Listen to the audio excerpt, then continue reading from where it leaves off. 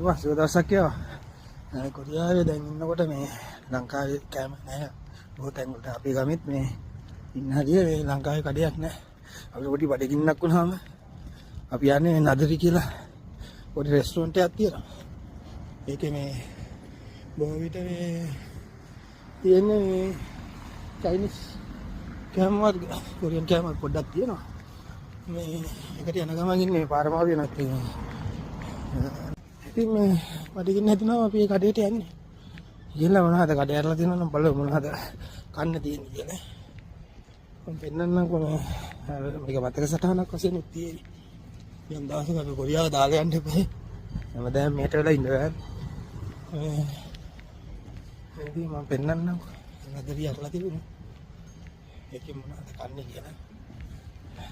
Pizza hut එක දෙනවා.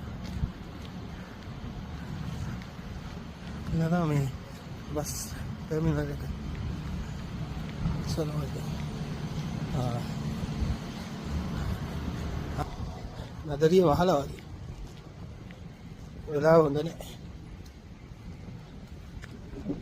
මේ ඉන්නවා වගේ හොද්දක් ඉන්න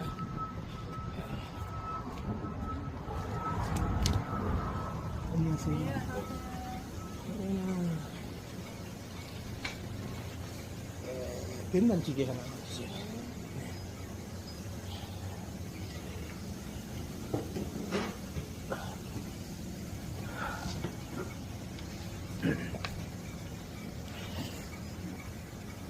Kaya apa? Kaya may kadaan na 된장찌개 ka koda kira. Usar na.